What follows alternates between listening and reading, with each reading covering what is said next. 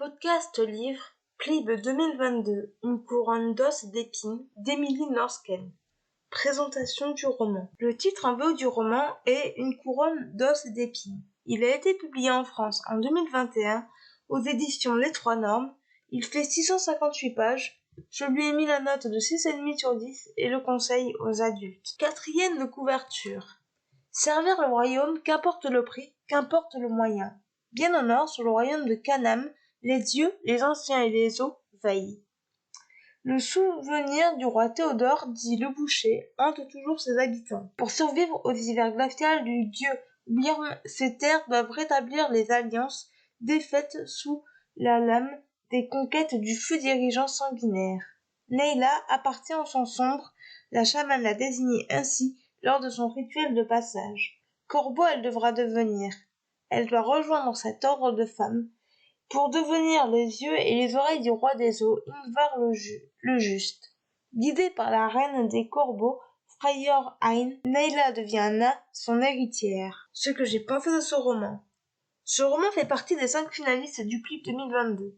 Malheureusement, je n'ai pas tellement accroché. Neyla va à la suite de son rite de passage à l'âge adulte devenir une corbeau, car elle est atteinte du sang sombre. Elle va se retrouver embarquée dans un tourbillon d'intrigues politiques, toutes plus complexes les unes que les autres. Les personnages sont complexes. Neyla, rebaptisée par la suite Na, est une jeune fille de 11 ans au début du récit. Nous la suivons sur plusieurs années. Elle est courageuse, forte. Elle est proche d'une de ses sœurs corbeaux, Claire. Tristan est l'un des héritiers de la couronne des eaux. Il a un chien, Basile, dont il est très proche. Il va lier une forte complicité avec l'héroïne. Freyr Hein, la reine de la sororité des corbeaux, est passée maître dans l'art de déjouer les complots politiques. Elle est énigmatique.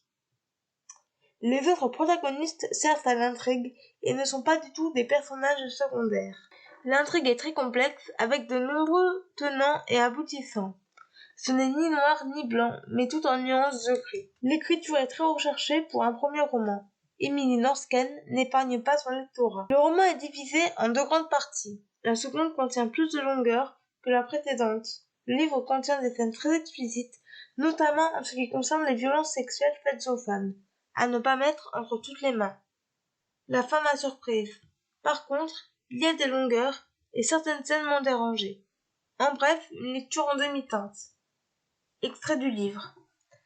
Le charme entre de bonnes mains peut devenir une arme redoutable, mais l'intelligence possède un tranchant bien pire, car elle perdure et ne fait que s'affiner avec le temps. Les points forts de ce roman, les personnages, l'écriture, l'intrigue et la fin. Les points faibles de ce roman, les longueurs et certaines scènes dérangeantes. Voilà, c'en est tout pour ce podcast, j'espère qu'il vous aura plu. N'hésitez pas à me donner votre avis et vos commentaires sur YouTube, à vous abonner à la chaîne, et je vous retrouve très bientôt pour un nouveau podcast. Ciao!